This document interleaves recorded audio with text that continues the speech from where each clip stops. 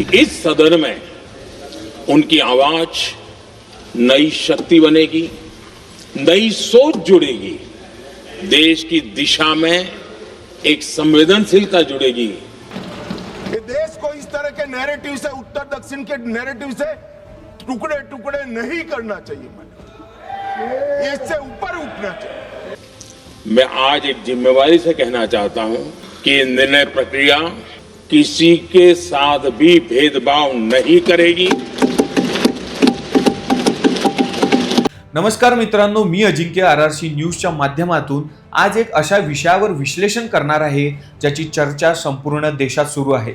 17 एप्रिलची ती संध्याकाळ भाजपासाठी काळी ठरली, कारण त्या दिवशी संसदेत त्यांचं एक महत्त्वाचं संविधान दुरुस्ती विधेयक पडलं। हा केवळ तांत्रिक पराभव नाही, तर हे भाजपाच्या आगामी निवडणुकीच्या रणनीतीला बसलेला मोठा धक्का आहे। और मत देने वाले सदस्यों के कम से कम 2/3 बहुमत द्वारा पारित नहीं हुआ।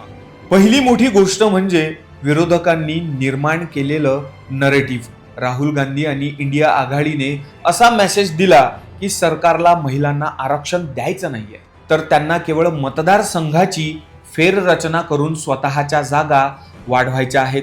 जर हे विधेयक खरोखर महिलांसाठी असतं तर ते आत्ताच का लागू झालं नाही, हा प्रश्न आता थेट लोकांपर्यंत पोहोचला आहे। दुसरं कारण म्हणजे विरोधकांमध्ये असलेली अभूतपूर्व एकजूट। मोदी सरकारला वाटलं होतं की अखिलेश यादव किंवा ममता बॅनर्जी या विषयात तटस्थ राहतील, पण प्रत्यक्ष काँग्रेस, सपा, टीएमसी आणि दक्षिणेतील डीएमके या सर्वांनी मिळून भाजपाला चारी मुंड्या चित केलं। They knew very clearly that this bill actually cannot be passed. They knew it. They are not stupid. They knew every opposition person would oppose it. This bill cannot be passed. ऊपर से इसमें कोई आपत्तिजनक बात नहीं लगती, मगर इसे गहराई से समझा जाए तो इसका असली मकसद उभरता है। वह राजनीति की बू जिसका जिक्र प्रधानमंत्री महोदय ने किया, वह राजनीति की बू इसमें पूरी तरह से घुली हुई है। उत्तर प्रदेशात जागा वाढणार असूनही अखिलेश यादव यांनी आपल्या भूमिकेशी तडजोड केली नाही। हे भाजपासाठी धोक्याचं चिन्ह आहे। तिसरं आणि सर्वात महत्त्वाचं कारण OBC factor. Everybody knows how Indian society treated OBCs, treated Dalits, what was done to them, what was done to their women. विरोधकांनी आरक्षणात ओबीसी महिलांसाठी स्वतंत्र कोटा मागितला आहे।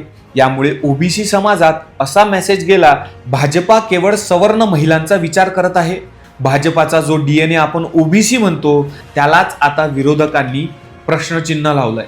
मित्रांनो, संसदेत एक मत कमी पडणं हे सरकार पडण्यासारखं नसलं तरी लोकांच्या नजरेत मोदींची अजेय प्रतिमा आता पुसली जाऊ लागली आहे। तुम्हाला काय वाटतं? हा पराभव 2029च्या पराभवाची सुरुवात आहे का? कमेंटमध्ये नक्की सांगा। तसेच आमच्या इंस्टाग्राम आणि फेसबुक आयडीला फॉलो करायला विसरू नका। पाहत रहा आरआरसी न्यूज। धन्यवाद।